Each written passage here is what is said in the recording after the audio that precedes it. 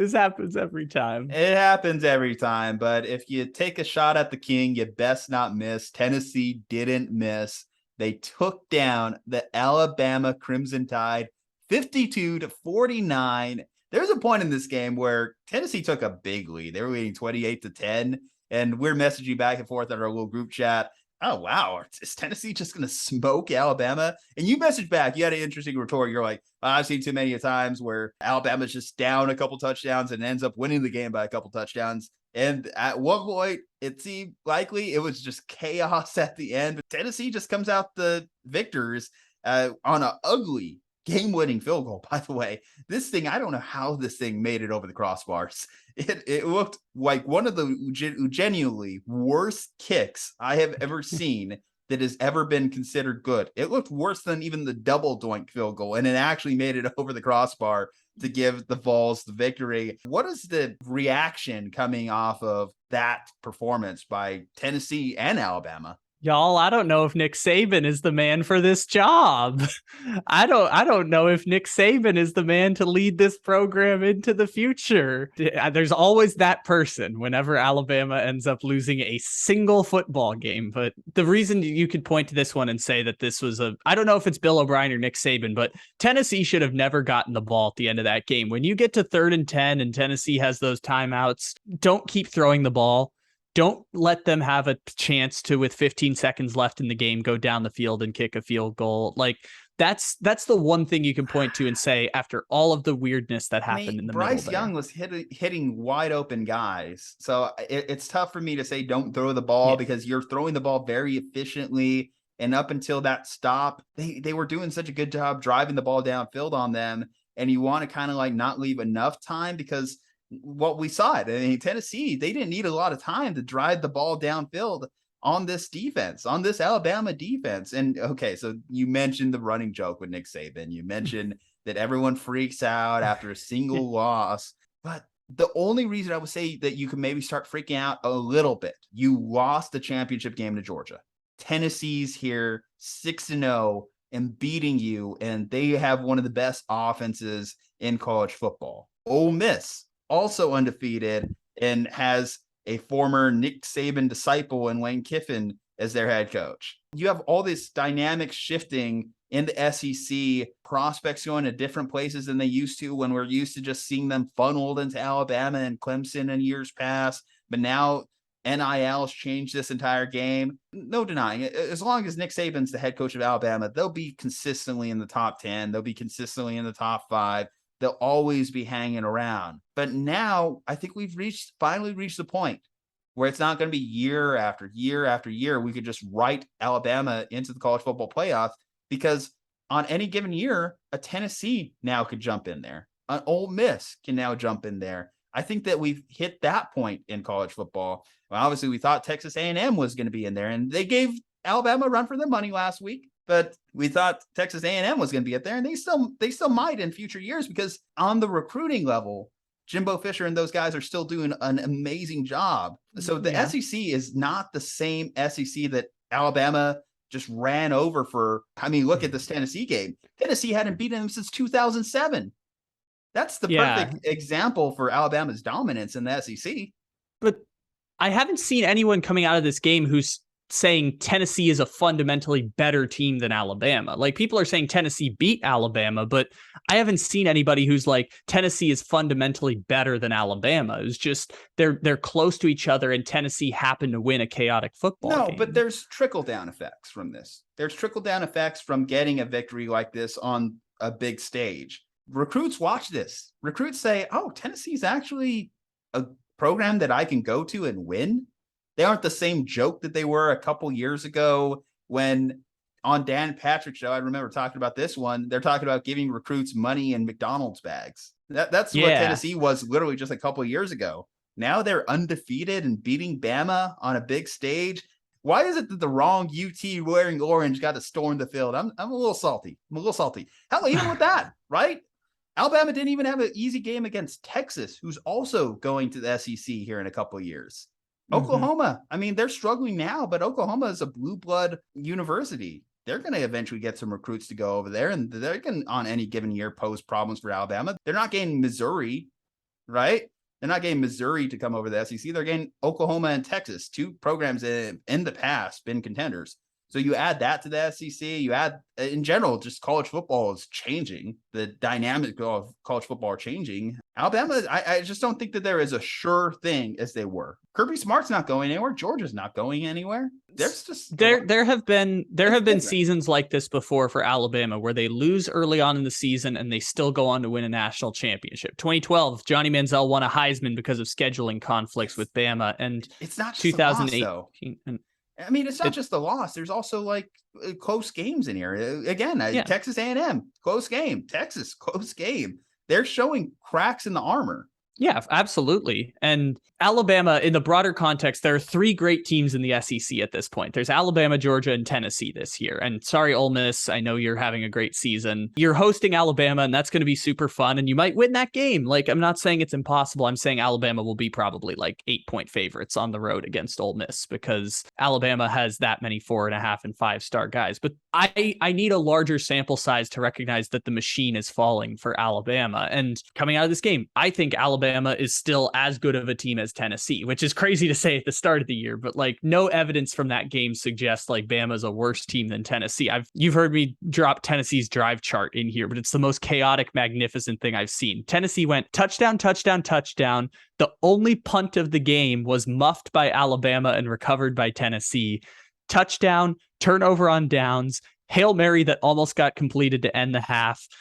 Second half, turnover on downs, touchdown, interception, turnover, touchdown, fumble recovered by Bama for touchdown, Tennessee touchdown that was an interception to seal the game, and then 15-second field goal drive. Like, it's just a chaotic game, and Tennessee wins those. We're just so used to Alabama winning the chaos games and them not being the team that has a 49-42 lead and ends up giving 10 points in 4 minutes, which you could point to that and say, yeah, Alabama's secondary is cooked goose at this point, and that's okay. Like, they've had shortcomings before. This isn't the most talented Nick Saban roster by any stretch of the imagination, and they still will make the playoff if they run the table. That's just a big if because they have to beat Georgia again. Well, credit to Nick Saban and how he's been able to evolve as the head coach of Alabama. It's not easy for, as they say, an old dog to learn new tricks, but he did. He really did, because you look at what Alabama was in years past: strong running game, best defense in college football.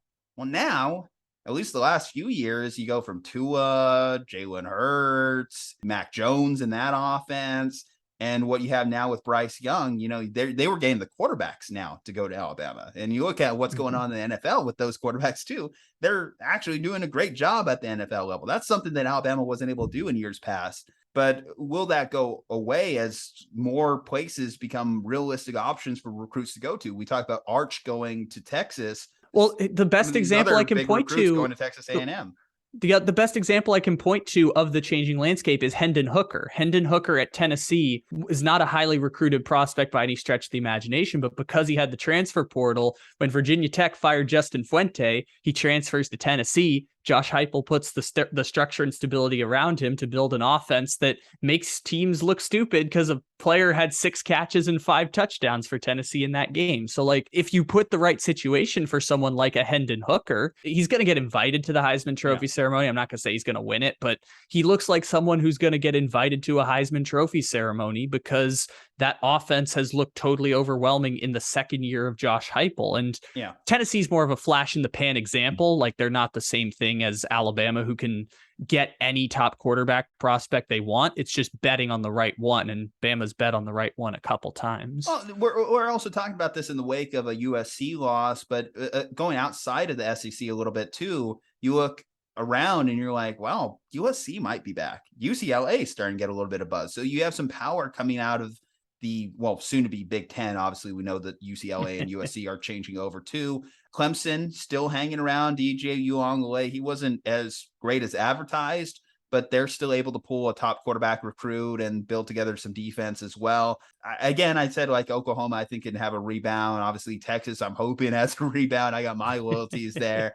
You look at the North, you look at Ohio State. Ohio State's just year after year with Ryan Day going to be able to put together an offense. And Michigan has finally hit its stride under Harbaugh. So there's just so many little powerhouses developing, or at least sub powerhouses, competitive teams nonetheless. And then you add in college football playoff expansion. Alabama's stretch of dominance where they literally, how many national titles does Saban have in his trophy That would case be now? 6 and 12 years at Alabama and 2 national championship game losses as well.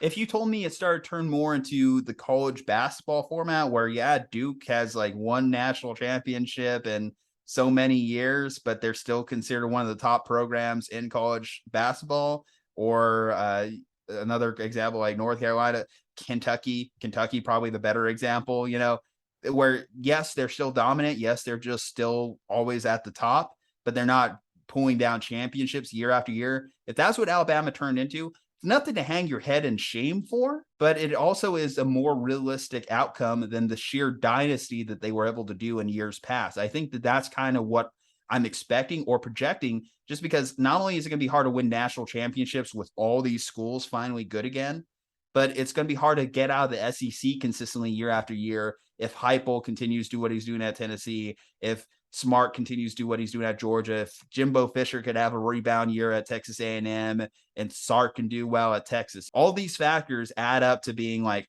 okay, well, maybe Alabama makes the national championship 1 every 5 years versus they make it every other year. I think that that's kind of like where I'm kind of like getting at with seeing this loss. And, it is a little bit of it could be an overreaction. This could be one of those takes that ages poorly, but I don't think it is. I think, and Nick Saban's not going to be able to do this forever, right? He's getting older. If he could, he would. Nick Saban only has one job. Nick Saban's hobby is recruiting. Like, Nick Saban can do this for, he's in his 70s now. So, we'll see what ends up happening. And maybe, too, this is coming from a younger generation perspective.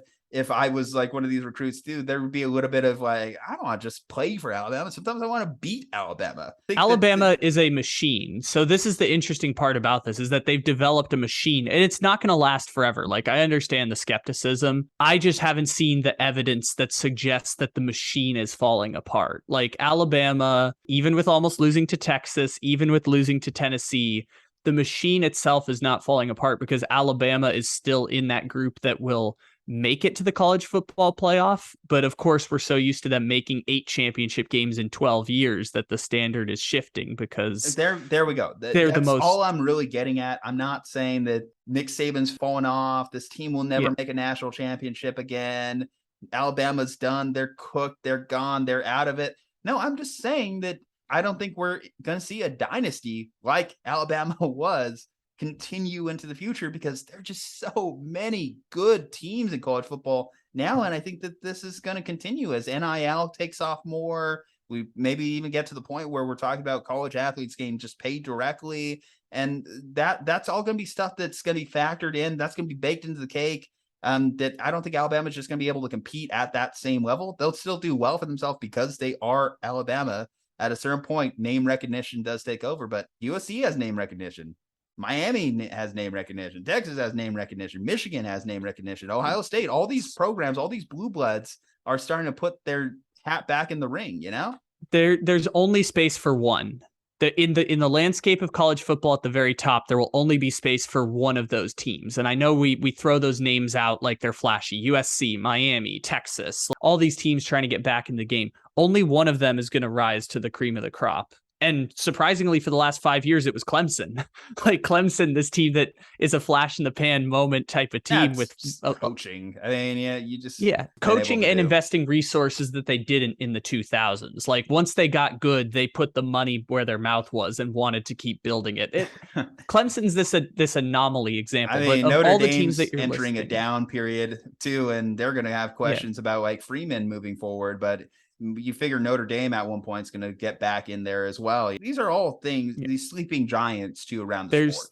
One of them is going to get it. All of these teams are competing for an incredibly thin space, because we haven't really mentioned Georgia, who at this point is the best team in the SEC. I know they have their own questions at this point. Georgia is basically in the 2012 Alabama space right now. And I'm not saying Georgia is Alabama. I'm not saying that by any stretch of the imagination. I'm saying Georgia last year had the most dominant defense in 20 years in college football and won a national championship with a mailman as their quarterback. This year, they are, if not the favorites to win the national championship, number 2 on that list. Georgia is on the path that Alabama was on, that Ohio State's been on for the last few years, where Alabama's like, Urban Meyer, you can get out of here, and the machine's going to keep on rolling with Ryan Day. And Georgia's in that same place where they are the team that, if you're aspiring to be the team that knocks Alabama down a peg, Clemson was that for 6 years. They beat Alabama twice in national championship games, and Georgia is that team now that has kind of replaced Clemson in that role. So all those other teams that are trying to build a program from scratch, they're trying to compete in an incredibly thin window to be a perennial playoff team. Like, you can perennially make the New Year's Six bowl games and be what Texas was when they won a Sugar Bowl, or be what Oklahoma State is now. Like, that space you can get into, and as long as you have stability, you can compete there. You're fighting for an incredibly thin window when we're talking about what Alabama and Georgia and Ohio State and Clemson and Michigan, and I guess the sixth team this year is Tennessee. But again, I don't expect Tennessee to like ride this into being a perennial playoff team. November 5th, we'll find out a lot about Tennessee. They play that Georgia team you're talking about. There's only 6 teams that can make the college football playoff. It's Georgia, Tennessee, Alabama, Ohio State, Michigan, Clemson, and Ohio State's going to play Michigan in a de facto quarterfinal playoff game, because winner will go to the playoff, loser will get eliminated. And then you have Georgia, Tennessee. The loser of that is going to not make the SEC championship, which maybe they'll put two. I mean, more would have to happen, but basically 2 SEC teams will get in, the winner of Ohio State, Michigan, and as long as Clemson doesn't shit the bed, Clemson will also get a playoff spot.